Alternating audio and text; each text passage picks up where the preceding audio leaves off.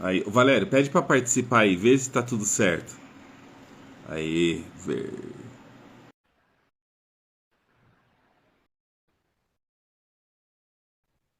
Ah, agora sim, tá bom. É que eu tava com. Tava conectado aqui. Deus, anjo, Amém? Beleza, mano? só glória e aleluia. Só glória e aleluia. Primeiramente, parabéns aí ao vivo pelos Deus quatro abençoe. ponto dois, Rafão. Deus abençoe, mano. Chique demais, hein? Chegou nas casas dos 40, já tá indo para 50. Não, Nós, né? 40. Não, tem quase 8 anos ainda pra chegar a 50. Vai demorar ainda. Ai, glória a Deus, que maravilha. Perdoa o atraso aí, como sempre. Você tava na igreja? Hã? Você tava na igreja? Tava nos caminhos aí. Tá bom, Ai, vamos glória a começar. Deus. Que maravilha. Então, Rafa, Deus preparou de nós fazer essa live, bastante irmãos mandaram mensagem e nas mensagens dos irmãos, a maioria fez algumas perguntas, né? E algumas perguntas que foi elaborada aqui, é, então nós vamos começar. Depois nós vamos começar com as perguntas, depois nós conversa um pouco com a Irmandade. A primeira é aquela que corriqueiramente a gente vem ouvindo aí, né? Que é a questão da salvação. Se a salvação é pelas obras ou se a salvação é pela graça, né? Sempre ali dando aquela ênfase em Efésios 2:8 e Tiago 2:14. Bom, é evidente que a ideia que Tiago quer trazer, ela complementa o ideal de salvação, né? Tiago fala num aspecto que as obras validam a nossa fé, a nossa esperança, como servos de Deus, nós temos que produzir boas obras. Porém, se pensarmos que há algum mérito em nós, né? Se pensarmos que alguma coisa que nós façamos conta ou importa para a salvação, nós vamos enfraquecer a força do gesto de Cristo na cruz. Efésios 2:8 e 9 deixa muito claro o que está se colocado ali, né? E o verso de Efésios completo é assim, porque pela graça vós sois salvos por meio da fé, e isso é um dom de Deus, não vem das obras, para que ninguém se glorie. Então, eu penso que a redação de Efésios ela é mais eficaz para exemplificar o caminho salvífico, né? Muitas pessoas vão pensar, mas para que servem as obras? Tá, a resposta está lá em Apocalipse, no capítulo 22, que vem dito, eu venho sem demora e trago comigo o galardão para premiar cada um segundo as suas obras. Então, existe duas coisas que nós almejamos e está no porvir. A salvação, vida eterna em glória, essa é o gesto de cruz, a escolha de Deus e, e por critérios que não nos é revelado. E o segundo, aonde entra o mérito, entram as obras da justiça, né, as obras de misericórdia. É evidente que há de se ter uma recompensa pela fidelidade, pela retidão e pelas obras que nós praticamos aqui, por No esse caso, caminho. isso seria, Rafa, o galardão? É o galardão, é o galardão. O, porque o questionamento de alguns aqui, Rafa, é o seguinte: é, a gente sabemos que nada que nós fazemos pode compensar o que Jesus fez por nós, a morte de cruz. Só que o Correto. que sempre se fala é que se as obras não salvam, as obras condenam. As obras condenam. As obras condenam, porque vem dito que lá em Apocalipse os ímpios serão julgados pelas suas obras. Então elas não salvam, mas elas dão uma embaçada no caminho da salvação, viu? Isso. E aí, para voltar, é por isso que é isso que algumas pessoas falam, né? Porque tem uma parte aqui, não sei se é em Timóteo, que ele fala sobre um grupo de pessoas e ele diz assim: vós serão condenados pelas vossas obras. Então, as obras, elas não dão condição da salvação, mas as obras negativadas, elas dão a condenação. Exatamente. Isso. E Perfeito. sobre Tiago, qual que é o sentido que ele fala mesmo, que você disse aí? Tiago vem construir. Vamos ver? Vamos ver? Vamos. Deixa eu estou aqui com a minha Bíblia. Eu estou com a Lewis. Estou usando essa daqui agora. Black Pages. Não vai dar para ver. Meu Deus do céu. As páginas é preta. Ele fala aqui em 2,14 e 2,24, né? Vamos ver. 2,14. Vamos ver. O capítulo 2. Vê o 14 aí. 14. Isso, 2,14. Meus irmãos, qual é o proveito se alguém dizer que tem fé, mas não tem obras? Será que essa fé pode salvá-lo? Se um irmão ou uma irmã estiverem com falta de roupa e necessitando de alimento, e de uns disser, vão em paz, tratem de se aquecer, aqui Tiago está construindo uma coisa muito linda. Ele está dizendo o seguinte, ele não está entrando em conflito com Efésios 2, 8 e 9, porque ele está dizendo o seguinte, a sua fé precisa produzir obra, entendeu? Isso. Esse é o aspecto que ele chama a atenção. Não que ela seja as obras em si. Ele está questionando a ausência das obras e a afirmação. Eu tenho fé. Você tem fé, mas não tem obra, então você não tem fé. Essa é a ideia, entendeu? Sim. Vamos dizer assim, eu me intitulo cristão, eu falo que eu sou um cristão, mas nenhuma obra minha confere com aquilo, com a fé que eu testifico. Exatamente isso, entendeu? Então, vamos lá, para esse assunto aqui ficar bem esclarecido, o que falam muito referente a isso, que as obras nunca será suficiente para salvar alguém, é sobre Lucas 23, 43, que é do malfeitor da cruz, né? Porque que obra que teve? A única coisa que ele fez foi aceitar e crer que Jesus realmente era o Filho de Deus e da voz do próprio Senhor Jesus ele obteve a salvação. Correto. Na verdade, ali tem uma mensagem, para nós, né? Sim. Porque ali é Cristo dizendo, eu vou salvar o pecador, todo pecador.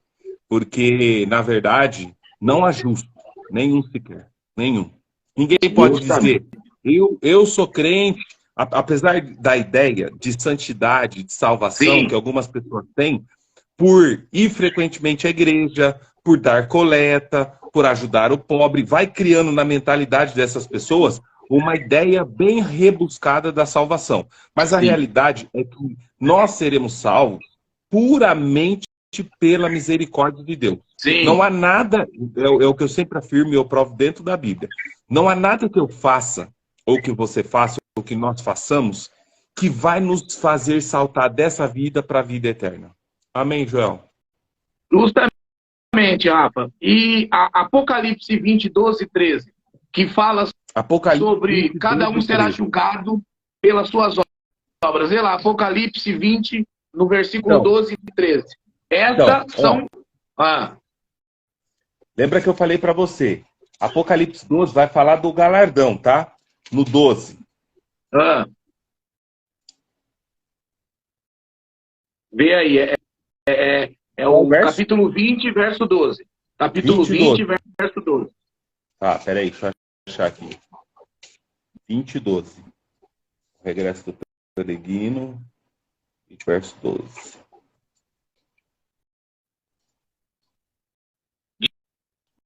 E os mortos foram julgados pelas coisas que estavam escritas nos livros. Aí, beleza. Aí a gente precisa entender um pouquinho de escatologia. Quem são esses mortos? Esse é o juízo final. Quem participa do juízo final? Bom, vamos lá, rapidamente. Eu vou explicar da visão que eu acredito, tá? Tem outras duas explicações, mas como eu não acredito, eu não vou explicar aqui, porque eu acho que você pode encontrar alguém que acredite e aí você terá a oportunidade para fazer outra live. Panorama final. Tessalonicense 4:16. A igreja se encontra com Cristo nos ares. Começa a grande tribulação. 7 semanas de ano. os 7 anos de tribulação de Daniel, a semana tribulacional. Aí termina esse período, esse é o período do selo, da besta, do anticristo, o pau quebra na terra. Termina esse processo, Jesus volta para a terra e começa o milênio. Detalhe, em Tessalonicenses 4,16, inclusive é o nosso 11º ponto de doutrina, a igreja comparece ao tribunal de Cristo. Esse tribunal não é de condenação, ele é apenas de recompensa. É aí que vão ser distribuídos os galardões, certo? Sim. Então começa o milênio, 1000 anos, Satanás está preso, depois de 1000 anos, aí começa o juízo final. Esses mortos que fala aqui em Apocalipse 20, são os mortos que não se levantaram na primeira ressurreição, não compareceram ao tribunal de Cristo. São os ímpios. Eles sim são julgados pelas obras. É o que nós acabamos de falar. A igreja não está contida nesses mortos aqui. Os mortos já estão em Cristo. Pode checar na sua Bíblia aí, no verso 4, no capítulo 4 de 1 Tessalonicenses, versículo 16. A igreja já está com Cristo, já está salva. Esses mortos aqui são os ímpios. Sim. É o que se fala a respeito de pré-tribulacionista ou pós, é isso? É isso aí, é isso aí. Tem até uma pergunta sobre isso, depois. A igreja... Não, eu vou explicar os outros dois para não ficar, né? Ah, tá. Entrar no contexto só. Sim.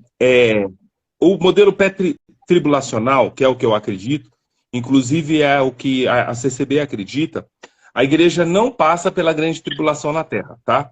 Aí tem o mesotribulacional. A igreja viria até o 3º ano, a 3ª semana de Daniel, da tribulação, e aí seria tirada da terra.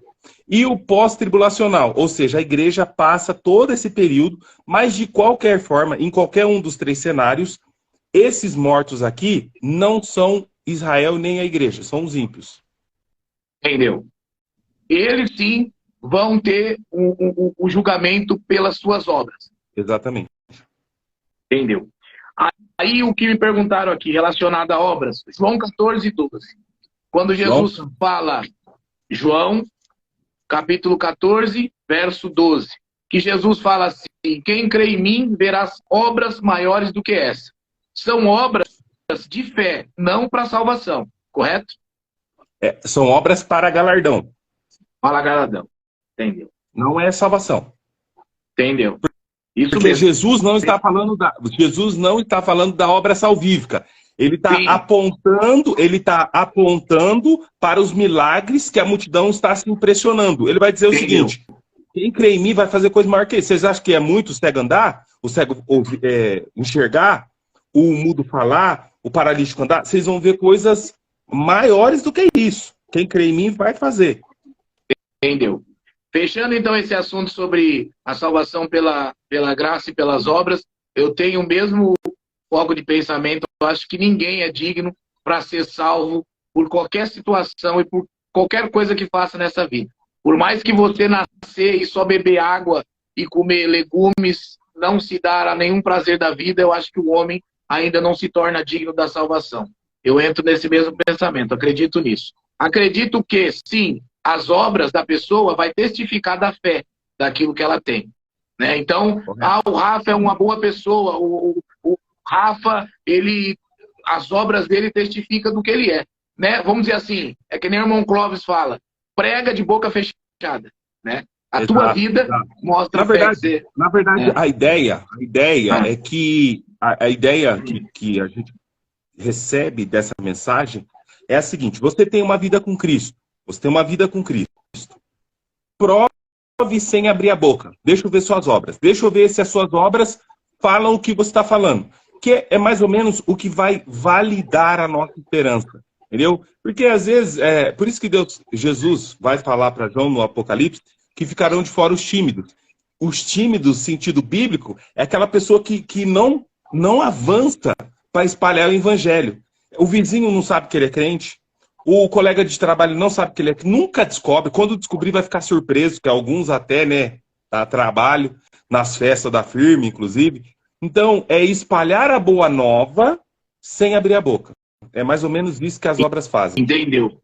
E muitas das vezes, é que nem você falou, é uma surpresa para alguém quando reconhece que alguém é um cristão, porque nada do que ele representou mostrou isso nele, né, no dia a dia. E também nós temos exemplos positivos.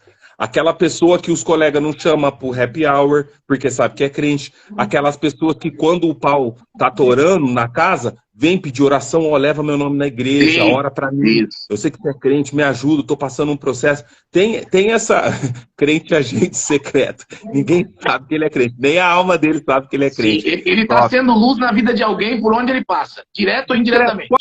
Porque assim, você vai dizer, tá, você vai dizer, né? Eu não tenho franqueza para anunciar o reino.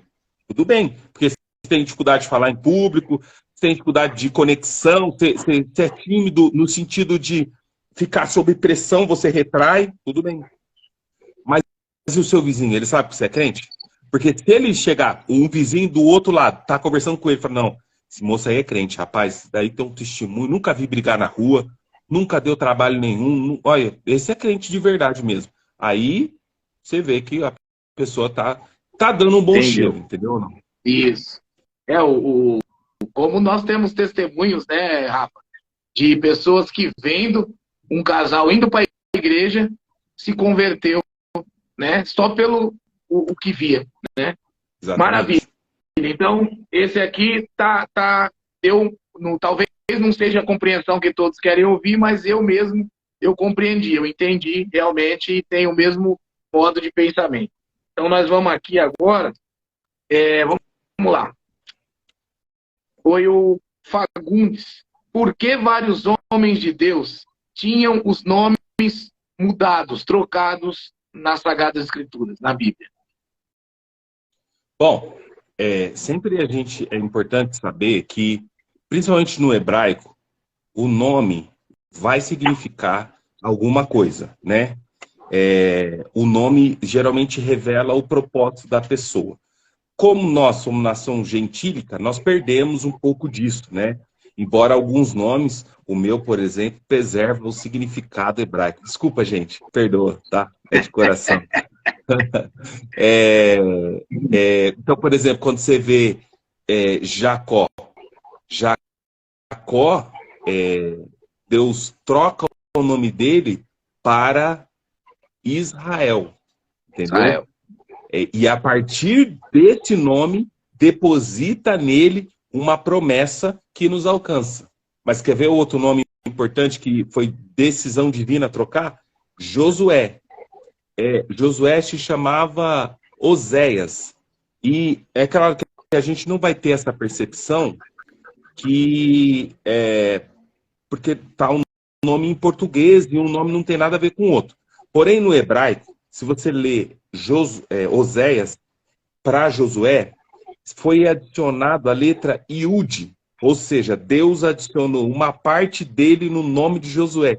E aí você vai ler na Midrash, por que Deus fez isso? Porque Deus conhecia o coração dos 10 espias, ia tentar desanimar o povo, ia tentar matar Oséias na missão. Quando Deus coloca uma parte do nome dele no nome de Oséias, Deus confirma Josué e Caleb para sondar a terra e convencer o povo que é possível ganhar a benção.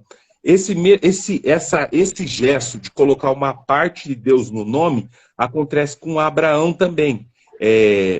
Abraão também é colocado uma parte do nome de Deus, no caso é o Ram, porque em hebraico o nome de Abraão é Abraham. Esse Ram não tinha antes dele ter trocado o nome. Então, quando Deus coloca uma parte do seu nome, é uma letra do nome de Deus em Abraão, ele também coloca uma promessa, que também nos alcança, as promessas abraâmicas. Entendeu? Entendi. Vamos dizer que essa parte que o encontro de Deus com o homem, com algum propósito na Terra, essa troca de nome é sentido a questão da continuidade da missão dele. Vamos dizer assim, que nem perguntaram aqui agora. A questão de Paulo, a troca de nome de Paulo, tem alguma coisa a ver com a situação de o Senhor Jesus ter encontrado com ele, ou o nome dele foi trocado só por uma parte de o que aconteceu? Perguntaram aí. Paulo não teve seu nome trocado. Jamais, né? Se você observar, Paulo é o nome hebraico e Saulo é o nome romano. né? Então, o que que acontece? Ele mantém o nome Saulo porque ele vai apelando para as cortes, né? Ele não troca o nome, ele tinha dupla cidadania e ele exerce essa dupla Sim. cidadania até o final. Não há troca de nome em Saulo. Ele não deixou de ser Saulo porque Sim. ele foi convertido. Ele tem dupla Dupla cidadania. Então, os romanos chamavam ele de Saulo. É isso? chamava ele de Paulo. De Paulo. Paulo. É porque assim, ó, Paulo, apesar de pouca gente saber, Saulo, em hebraico, é Saul. É o mesmo de Saul, o primeiro rei de Israel. Tá? É Saul que fala. Saulo é o nome traduzido, né? Sim. Então, o primeiro nome dele é Saul, que é o nome farisaico dele, é o nome que ele tem no Sinédrio, é o nome que ele tem como doutor da lei, tá bom? E Paulo é o nome romano. Entendi. Então, para quem perguntou aí, Paulo não teve troca de nome. Paulo tinha dupla cidadania. É isso? Correto. Eu acho que eu inverti no começo, mas deu para entender. Saul é o nome hebraico e Paulus é o nome romano, tá bom? Ah, tá. Paulo é o nome romano. Entendeu? Que muitas das vezes, voltando lá, que não é o caso de Paulo, a que nem você falou aí, né? Você falou o caso de Abraão, Oséias, que foi trocado o nome, né? Uhum. Então, teve uma parte também, que agora que eu lembrei, que Deus trocou também o nome de uma mulher, não teve nas escrituras? Quem seria? Se eu não me engano, a Marga era tua. Eu não lembro Mara. agora o trecho que alguém falou aqui. Mara? Foi Mara? Mara, não foi? Não, é uma fonte essa daí. Ela tornou doce, mas é uma fonte. Ah, tá. Não lembro de uma mulher, não. Teve mais pessoas que teve o nome trocado na Bíblia. Por exemplo, Moisés é um nome egípcio, né? Não é o nome hebraico dele. Ele tem até 7 nomes em hebraico. Eu não vou lembrar aqui todos deles, mas em hebraico, em egípcio, o nome dele é Moisés. E José foi trocado também o seu nome no cativeiro egípcio. Ele foi chamado Zafenat Paneah. Sarai, que no caso esse nome é egípcio. Esse nome é egípcio, Zafenat Paneah, é egípcio. Foi no caso de Daniel, de Beltesazar? Beltesazar, é babilônico. Babilônico. Maravilha. Então, tudo que teve essa alteração, que foi trocado o nome, foi por um propósito espiritual aí da parte de Deus. Não tem nada de outra situação. Vamos lá. Aqui foi do Guilherme. Tá falando o povo lembrou. Noemi. É verdade, gente. Nossa, esqueci de Noemi. É Noemi que você tá falando. Isso. Ela pede, mas aí não é... Aí é top, porque eu falei a fonte, eu acertei. Vocês têm que me dar meia questão.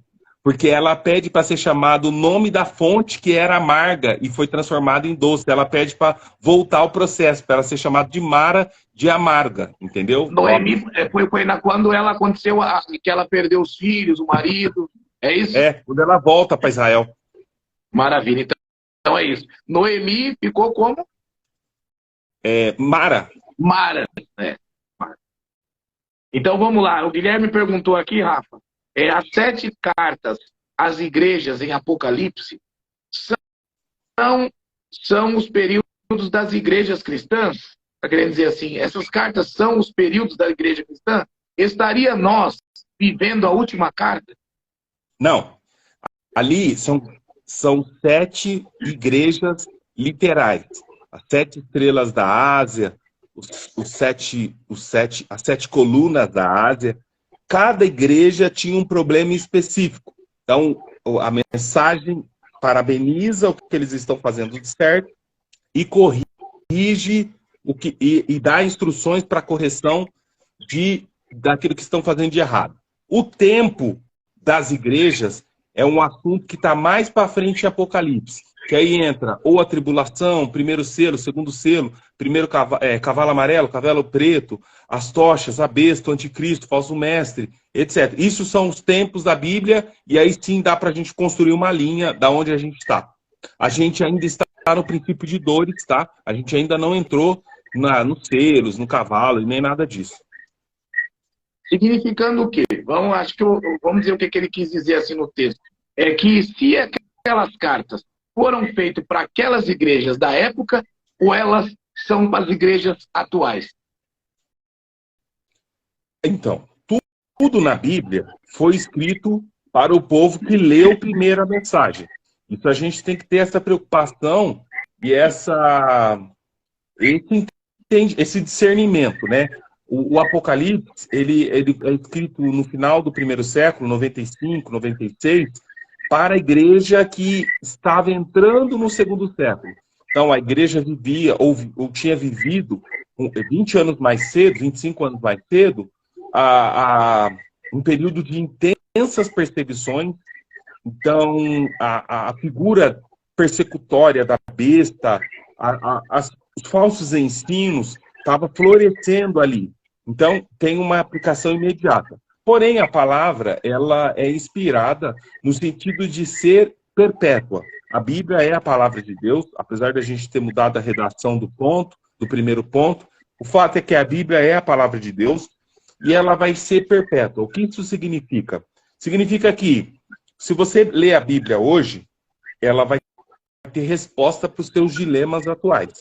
Ela vai responder às suas necessidades, os seus anseios de hoje, de agora, mesmo sendo escrita 1.600 anos atrás. Entendeu? Compreendido. Ela serviu para o primeiro leitor, mas a narrativa bíblica, ela dá continuidade a toda a eternidade. Até a volta do Senhor Jesus, ela serve. O que nós buscar ali, ela está servindo para nós. Perfeito, exatamente. Vamos lá. Silva Gabriel perguntou, eu já ouvi muito isso aí. Nós vamos se conhecer, reconhecer no céu? Bom, sim, e eu provo dentro da Bíblia. Primeiro, vamos lá.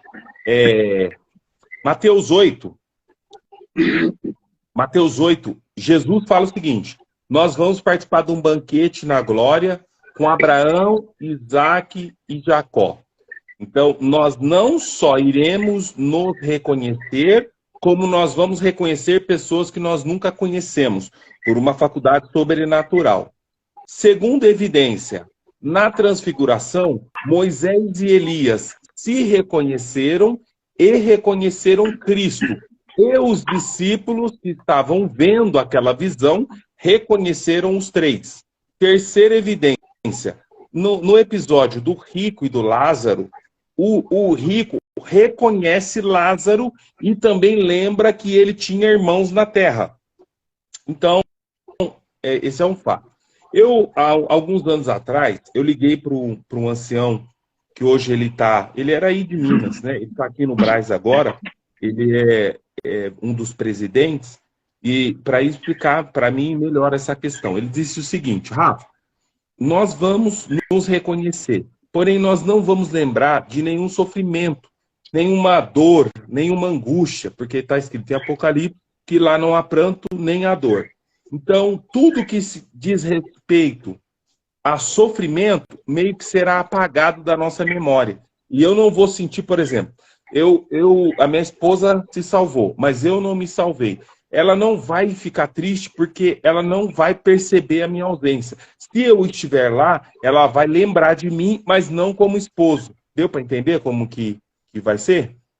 Entendi, Rafa. É uma situação muito comentada, falada, né, a respeito disso, que eu também conversei com vários irmãos. O conceito que eu ouvi muito é que nós teremos um conhecimento, um reconhecimento, mas não igual o humano.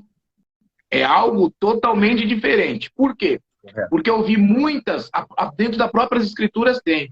Se eu não me engano, foi o próprio Cristo que foi indagado a respeito de alguém que morreu e a mulher dele casou com o irmão dele. Aí ele pergunta: Senhor, e lá no céu? Ela vai ser mulher de quem? Né? Tipo, querendo dizer, aí acho que Jesus tem uma frase que diz para ele que lá ninguém se dá ao casamento, tipo, mostrando que o sentimento lá não tem uma atmosfera dessa nossa humana, né? Porque senão você imagina a colisão que teria, né? Vamos dizer, acontece de uma pessoa ter o filho assassinado, ela sabe quem assassinou, essa pessoa, antes de falecer, acaba obedecendo a Deus, se arrependendo dos pecados, se salva, e se o sentimento humano entrasse lá dentro, desse tipo de reconhecimento, não teria lógica, né? Então, acho que terá sim o conhecimento, mas não com esse sentimento humano. O Rafa é aquele que morava lá em Campinas, fazia isso, não, acho que vai ter um outro reconhecimento. É algo que nós, como humanos, não sabemos explicar aqui, nessa situação material física, né? Eu acredito. Provavelmente, é isso aí. Então vamos lá. Aí, Rafa, para nós falar um pouco das coisas de Deus aí, que já se vai para 25 anos que eu conheço esse anjo aí, ele e a família dele, já vimos muita coisa aí na obra de Deus. Aqui, me estão falando aqui a respeito, o Vinícius perguntou a respeito dos dons de Deus. E está em Romano 3,6. Aqui, ó. Aqui. Falando sobre o dom. Talento e dom. Qual que é a diferença de talento e dom? Vou tentar explicar, embora a Sim. Bíblia não se preste a esse processo. Vou desligar essa luz aqui que não está boa, não. Agora ficou bom. Vou tentar explicar com as minhas palavras. Dom é sempre para edificação da igreja. Dom é para edificação da igreja. Talento é característica nata da pessoa para se destacar na música, nas artes, no futebol, na pintura, na poesia. Isso é talento. Sabe quando a pessoa fala assim? Não, vou dar um exemplo, né? O Neymar joga muito futebol, ele tem talento, né? Ele tem um talento. O talento não necessariamente pode edificar a igreja. Você quer um exemplo de talento que edifica a igreja? O canto, quando a pessoa notadamente canta bem, canta demais, e no culto se destaca. Na música, né? Quando a pessoa toca muito bem, toca em orquestra até, e ela serve a Deus com seu instrumento na igreja. Esses são dois exemplos de talento edificando a igreja. Dom é Sim. No outra caso, então, categoria, né? sim, então, no caso, o talento é uma habilidade que se desenvolve, vamos dizer assim. Ou se desenvolve, ou é uma genética, algo que a pessoa né, vamos dizer assim, é apto, né? Que nem aquelas pessoas que pegam o Bona, passa sem lição de uma vez, né? A primeira vez que pega, é um talento. E o dom espiritual é algo para a edificação da igreja, é o resultado do poder do Espírito Santo, algo que edifica a igreja. Correto. Tá. Esses 9 dons que fala na palavra, sabedoria, conhecimento, discernimento, fé, cura, operação de milagres, profecias, variedades de línguas e interpretação de línguas. Você acha que é só esses 9 dons ou existe bem mais que isso? Mano, agora você me pegou, hein? Hoje, como que eu vou responder isso sem o povo me xingar, assim? Bom, vou dizer, olha, eu acho o seguinte, só esses 9 dá para fazer um estrago gigantesco. É como assim, vou dizer, é como se eu falasse assim, Valério, tem a bomba atômica, é forte, você viu o que ela fez em Hiroshima e Nagasaki. Sim. E tem a bomba de hidrogênio. A bomba de hidrogênio, que é, sei lá quantas vezes. Vou olhar aqui quantas vezes ela é maior do que a atômica. Quantas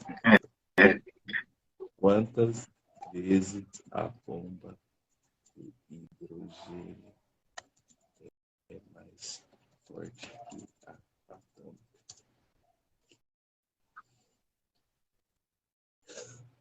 100 vezes, mano. Não, 700 vezes. A bomba de hidrogênio é 700 vezes mais potente que a atômica. Aí eu falo para você, e eu vou te dar 9 delas para você colocar na sua casa. Você tem muito ou pouco poder? Demais, Entende o que né? eu tô falando? Entende? Às Entendi. vezes, mas eu respeito quem pensa diferente. Eu já vi, inclusive, pregações do irmão falar assim: ah, Irmandade, receba o dom do amor. Não existe dom do amor. Amor é mandamento. Ou receba o dom da música. Irmão, não existe dom da música, entendeu? Não, é assim, ó. Porque assim, ó, tudo que a gente examinar, a gente tem que encontrar aqui dentro, irmão. Melhor. Aqui dentro. Aqui é fusão. Se não está escrito, é mistério. Aí, mistério é experiência. Eu não entro na discussão, por exemplo, uma pessoa chegar em mim e falar assim, ah, Rafa, mas eu fui levado ao terceiro céu e lá eu entrei na sala dos dons e tinha milhares de dons. Irmão, eu creio. Eu não vou Uau, desacreditar do relato. Eu não vou isso, desacreditar, desde entendeu? o mistério, ele sempre existiu e vai continuar existindo, mas desde que ele não confronte com as escrituras. Exato, mano. Porque assim, ó, você quer ver uma coisa? Todos os outros, ó, você quer ver uma coisa?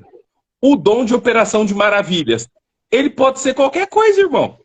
O Que é o dom de maravilhas de milagre. tudo que maravilhar você, tudo que for um milagre aos teus olhos, pode ser enquadrado dentro desse dom. E as possibilidades desse dom são infinitas. Todos os dons, os 9 dons, eles podem ser combinados. Então, por exemplo, a pessoa pode ter a palavra de sabedoria, a palavra do conhecimento, ou só elas juntas, separadas. E o efeito delas juntas é diferente. Cura. Você vê, cura de quê, irmão?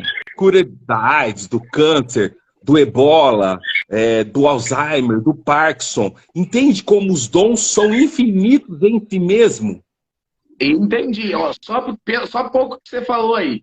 Se cada dom desse, eu coloco 9, que você disse aí, vamos dizer, de 10 ou de 9, já multiplica. Então vamos dizer que dentro desses 9 tenha mais 100. Porque que nem você falou, a sabedoria tem diversos campos para a sabedoria.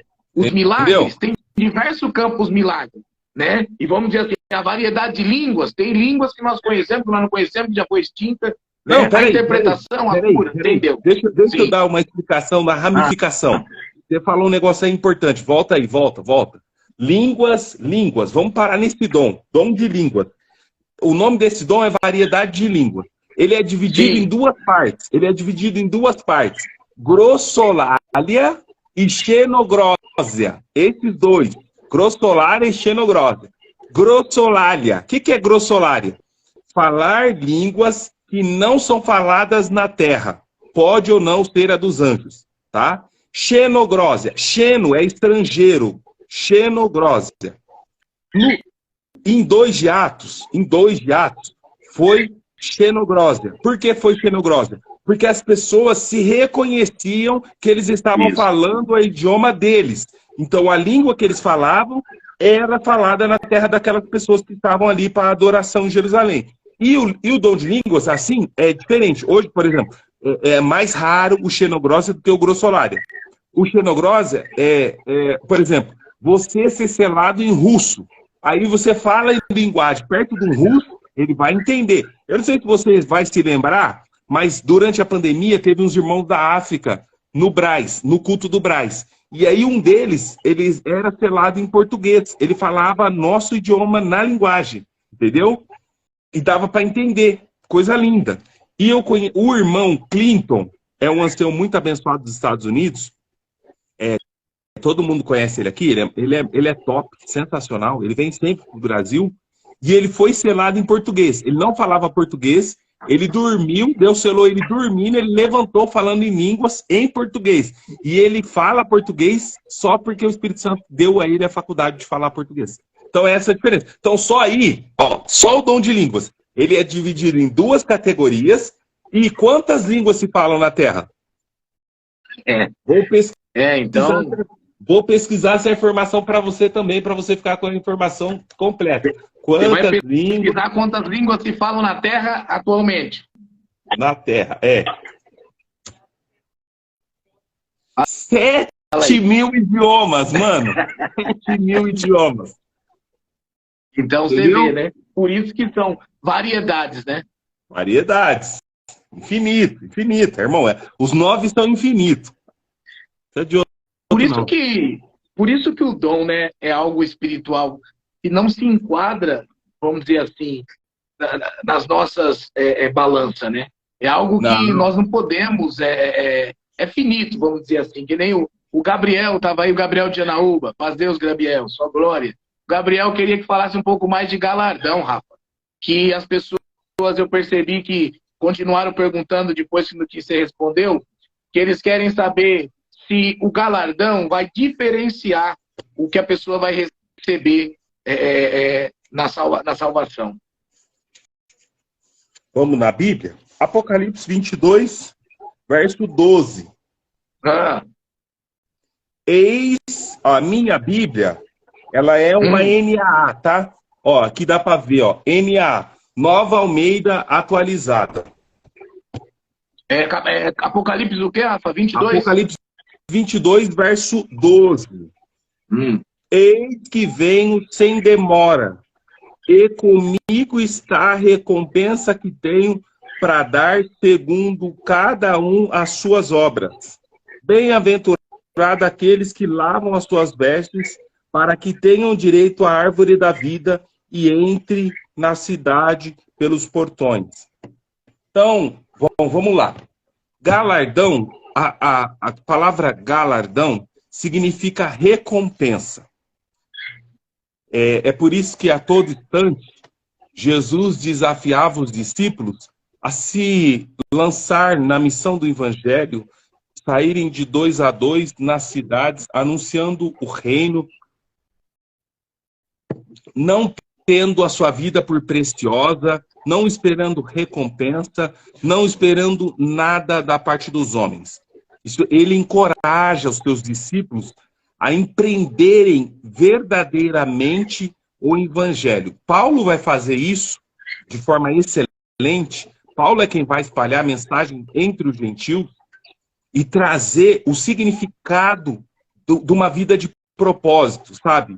Apanhou, foi preso, bateram nele, machucaram ele, desprezaram ele, não aceitaram por causa do seu passado e ele nunca desanimou. Ele foi até a morte, ele foi até as últimas consequências anunciando o reino. Eu te faço uma pergunta.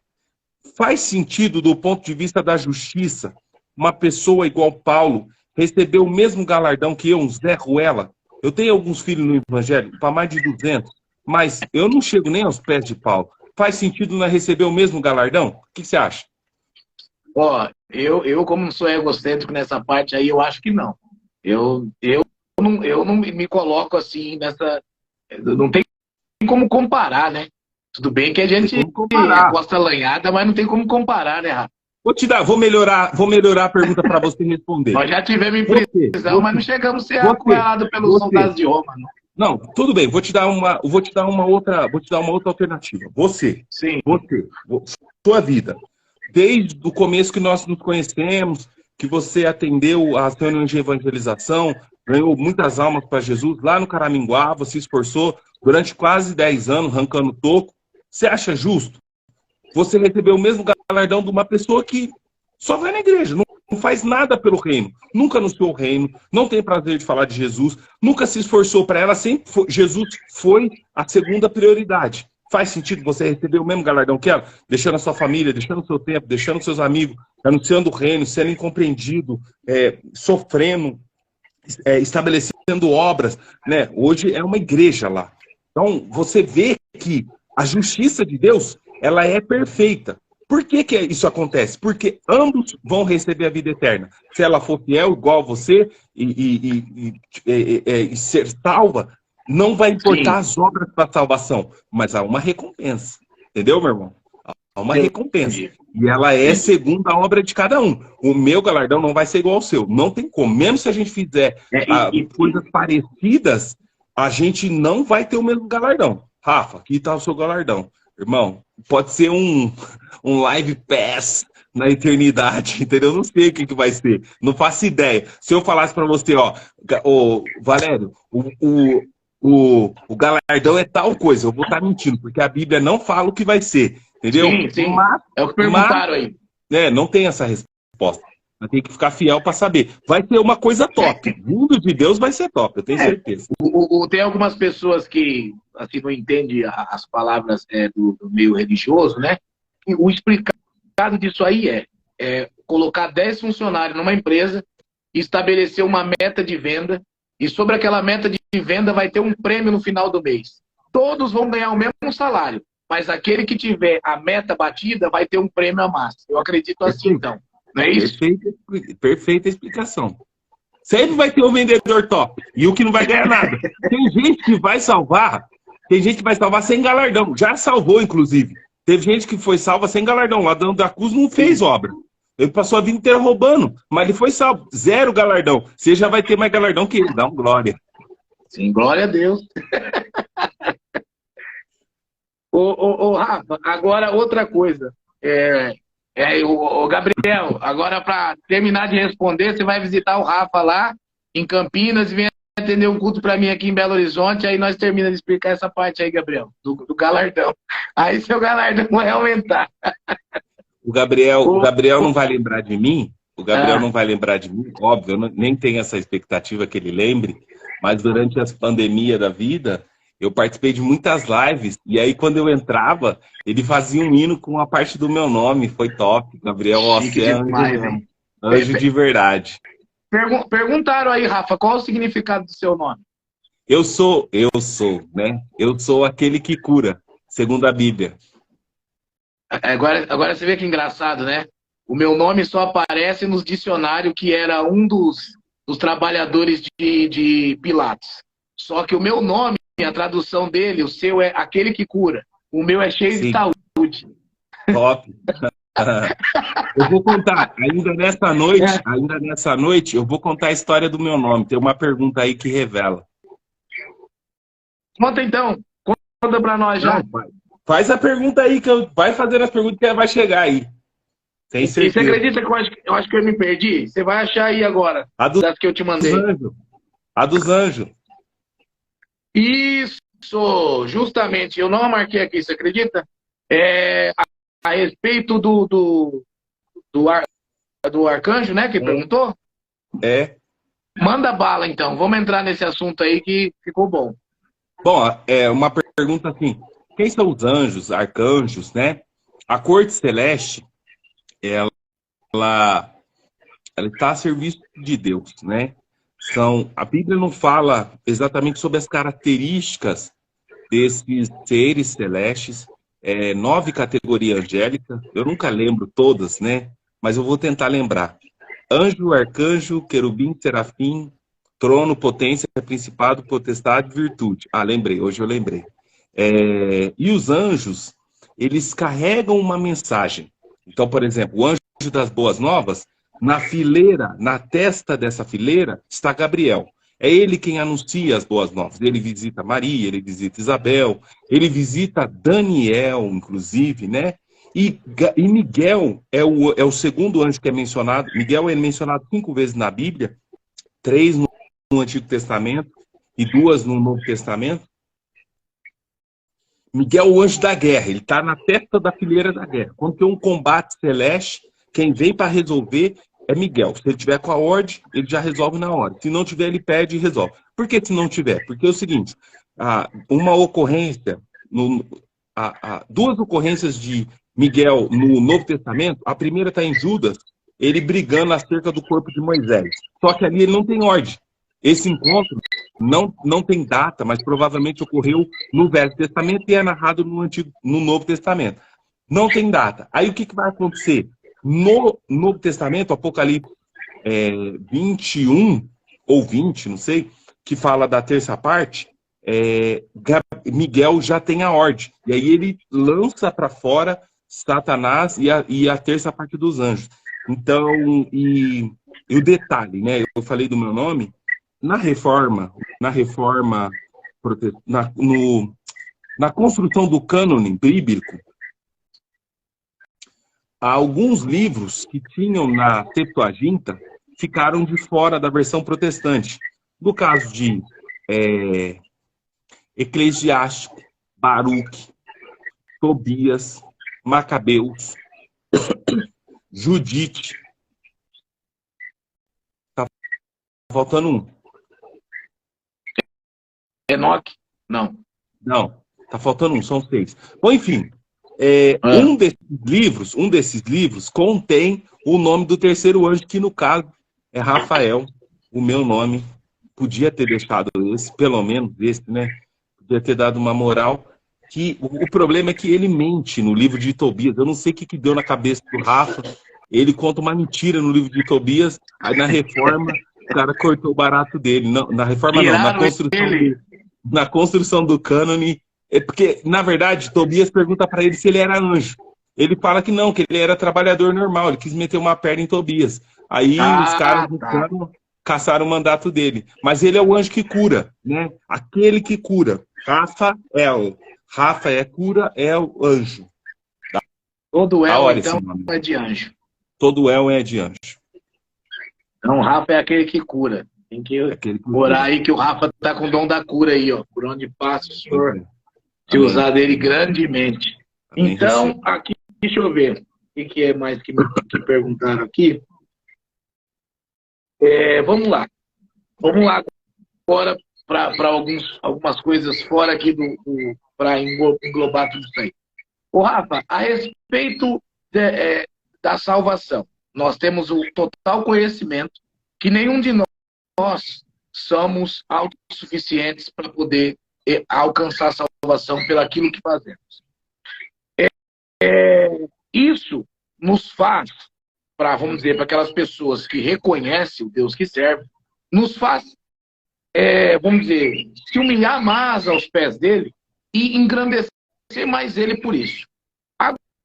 Agora, a forma que está sendo passado isso nos dias atuais, lembrando do que nós vivemos há 25, 30 anos atrás, a respeito do que era uma pessoa se consagrar, se preparar, se santificar para entrar no movimento de oração, para entrar num culto e ficar na comunhão e ver Deus tomar a igreja antes que Deus seja louvado, e sentir aquelas coisas que está ficando escasso, buscar um movimento de oração para ver um movimento de Deus, algo bonito. A forma que hoje está se pegando a parte a respeito disso, por ter um pouco de pessoas que fogem ao contexto de buscar as coisas de Deus com afinco, isso não está sendo um agravante da forma que estão falando, o contexto, mas não estão explicando, como você explicou aí, a respeito de que as obras não salvam, mas as obras testificam a nossa fé. E a gente colocar só assim, a chegar aqui, estava 200 e poucas pessoas ao vivo aqui, fora as que já entraram, já entrou mais de 900 pessoas. E a gente chegar e falar para elas assim, olha, nada que você faça te dará condição de salvação. Sem explicar para ela o que nós explicamos tudo aí. Não está caindo no ouvido dos jovens hoje e achando que a libertinagem e que eles podem viver tudo que o mundo vive, porque Cristo já nos deu a condição de salvação pelo aquilo que ele fez por nós. Por as pessoas hoje estar preocupado em falar algo que talvez foram oprimidos tanto tempo e estão acabando não conseguindo explicar a continuação disso, e estamos criando pessoas que hoje olham para você e falam assim, eu não vou fazer nada, não precisa congregar, não precisa buscar Deus, não precisa buscar uma revelação, porque nós já estamos salvos. Qual é a sua opinião sobre isso? Vamos abrir em Pedro, 1 Pedro. Pedro. Essa Bíblia é ruim para achar, mas eu vou achar. 1 Pedro, capítulo 1 mesmo, tá? Se você achou, me espera. Segura aí que eu já estou achando. 1 Pedro. 1 Pedro, do verso 13 em diante. Eu vou ler, tá bom? Responde a sua pergunta na íntegra. Por isso, do 13? Do 13 em diante. Por isso, preparando o seu entendimento, Sejam sóbrios e esperem inteiramente na graça que está sendo trazida na revelação de Jesus Cristo. Como filhos obedientes, não vivam conforme as paixões que vocês tinham anteriormente, quando ainda estavam na ignorância. Pelo contrário, assim como é santo aquele que o chamou, sejam santos vocês também em tudo que fizerem, porque escrito está: sejam santos, porque eu sou santo. Muito bem explicado. Primeiro Pedro, a partir do verso 13. 13. Isso. Isso aqui já diz tudo. A continuidade da nossa fé, ela tem que ser, né, luz do mundo e sal da terra. Né? O deixar de buscar, o deixar de ter os padrões, não vai significar que você será perfeito ou justo, mas vai mostrar que a tua fé está te transformando. Né? Exatamente. Maravilha. Muito bom. Agora, é aquilo que nós falamos. É bom essas perguntas, porque você vê que houve uma comunhão, o Espírito guiou, de forma que elas vão se completando, né? Aquele assunto que nós falamos de Tiago, né? Tiago 2, 12 e 2, 24. A pessoa fala, eu sou crente, mas não tem obra. Irmão, você não é crente, desculpa. Você só fala que você é crente, mas você não é. E aqui Pedro 1, 13, 15 vai dizer o seguinte: amado, seja santo, porque eu sou santo. Exatamente isso. E no contexto de toda essa situação, como eu sempre falo do Clóvis, né? Porque foi uma pessoa que passei minha infância ali. Quantas das vezes os irmãos falassem, irmão, se eu falar alguma coisa para você e não acontecer, fui eu. Porque Deus não erra e nem mente. Né? Então, vamos dizer, hoje em dia, devido às situações, vamos dizer, é igual o mercado, né? Nós estamos vivendo num tempo onde tudo é suspeito. Tudo é suspeito. Se chega alguém para te falar alguma coisa, você suspeita. Se alguém te propõe alguma coisa, você suspeita. Porque vivemos num mundo onde as coisas dificilmente é o que aparenta ser. Estamos vivendo num mundo que as aparências enganam, né? Então, o que aconteceu? O que me falaram aqui? Até que ponto, no teu ver, o dom de Deus, o dom que eu falo é o dom do Espírito Santo para a edificação da igreja.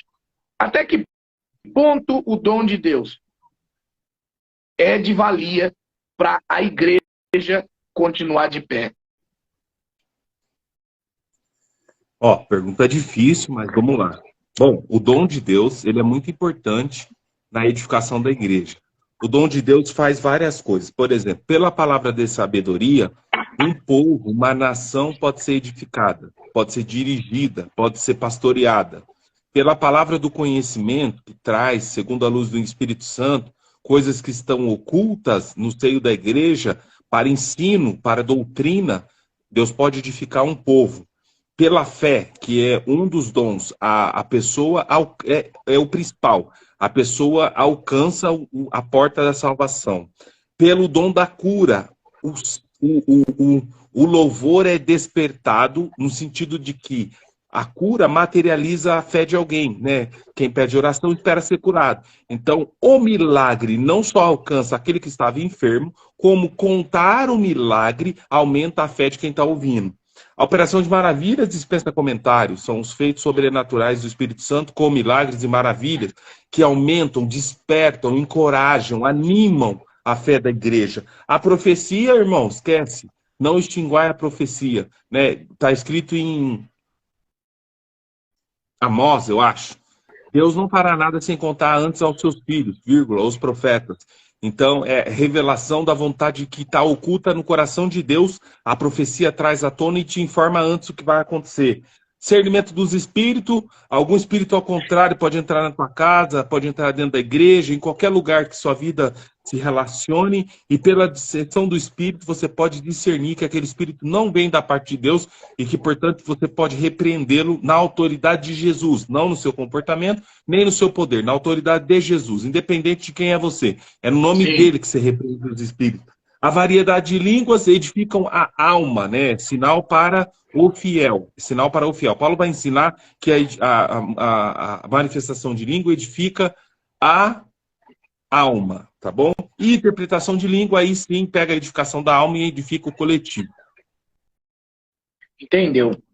Muito bem. Aí é o que nós vamos dar continuidade aqui. Você vê que parece que ficou bem interessante que o povo veio mesmo, viu? Tem bastante gente acompanhando a live aí. Deus abençoe a todos os irmãos que estão acompanhando aqui. Nós não fizemos hoje uma live de pergunta e resposta, por isso que tem muitos irmãos perguntando, porque nós criamos um contexto hoje e estamos falando sobre ele, para também não cansar muito a Irmandade e também não estender muito a live. Agora, a respeito dos dons de Deus, que nem o Rafa falou, o próprio Rafa viveu muito a parte espiritual, impactante. E tem pessoas, Rafa, que eu vou te falar para você, e aí você analisa, porque Deus te deu um conhecimento bem acima do meu nas Escrituras, que estão confundindo. O que eles estão confundindo? Eles não acreditam que a parte espiritual, vamos dizer assim, os dons de Deus, pelo poder do Espírito Santo, possa andar afiliada ao conhecimento das Escrituras. E eu vejo que você mesmo é uma prova viva, porque você foi criado no poder, você cresceu na oração, você viu milagres que, se você subir num microfone para contar a obra, a gente passa o culto todo ouvindo o que Deus fez na tua vida. E através disso, isso não tirou de você o despertar de querer conhecer a palavra de Deus melhor. Pelo contrário, te evoluiu. Então tem gente que acha que o dom tira do homem o desejo de ele conhecer a palavra e as Escrituras. Eu acredito que só se for um dom limítrofe de um homem por si. Porque todos que conhecem o verdadeiro dom de Deus e participam dele, têm prazer de se aprofundar nas Escrituras. Então, eu acredito que eles andam juntos. O que você acha dessas pessoas que falam que a pessoa que conhece o dom, que vive no dom, ele não quer saber das Escrituras? O que você acha disso? É bom você lembrar, sim, vivemos, né? Nós juntos. Eu ainda tenho aquela palavra que Deus te deu, lá no Caraminguava, 1º de Gênesis, a Constituição dos Exércitos. É raridade. Um dia eu vou colocar lá no LX, vai valer R$1 milhão. Eu acho o seguinte, nós vivemos um dilema na igreja atual, do seguinte sentido: o povo está dividido. O povo da loucura